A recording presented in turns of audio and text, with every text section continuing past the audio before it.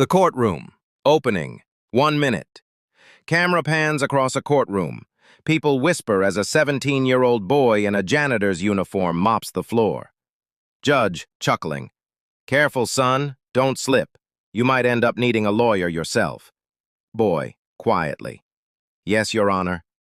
He keeps his head down, but his eyes scan the legal documents on the judge's desk. He understands every word. They laughed because of his clothes. They didn't see the mind behind the mop. Flashback, the struggle, 2 minutes. Cut to a small apartment in a rough neighborhood.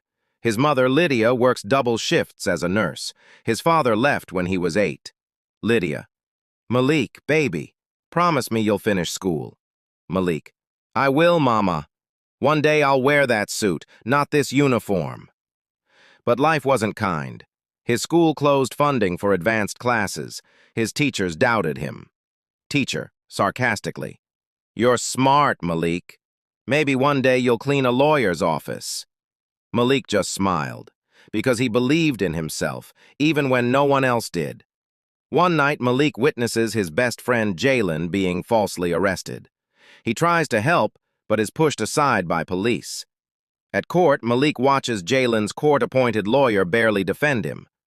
That night, Malik spends hours reading online law books, watching courtroom videos, and studying every legal term he can find. Narrator. What began as pain turned into purpose. Malik didn't want revenge. He wanted justice. Months later, Malik gets a janitor job in the same courthouse where Jalen was sentenced. Every night after mopping, he sits in the empty courtroom, reading leftover legal files. Security guard, grinning. Kid, what are you doing here so late? Malik, learning how to fight without fists. The guard gives him an old law textbook. That moment changes everything. One morning, a young public defender runs late. A woman is about to lose custody of her child, and there's no attorney present. Malik overhears the case and quietly steps forward. Malik, Your Honor, if I may, I know this case. Judge, you? The janitor? Gasps fill the room. Malik calmly explains the mother's legal rights, citing laws perfectly from memory. The courtroom goes silent. Judge, astonished. Where did you learn that? Malik, from the same place everyone else can. I just read instead of giving up. The judge grants the mother temporary custody and asks Malik to stay after the hearing. In chambers, the judge learns that Malik scored top marks in an online law prep program, completely self-taught. Judge, you've been cleaning my courtroom and studying law on your breaks? Malik, yes, sir. I figured. The floor wasn't the only thing that needed cleaning. The judge laughs softly, impressed and humbled. Months later, Malik earns a scholarship to law school, sponsored by that same judge. Graduation day. Malik walks across the stage in his robe. His mom cries in the front row.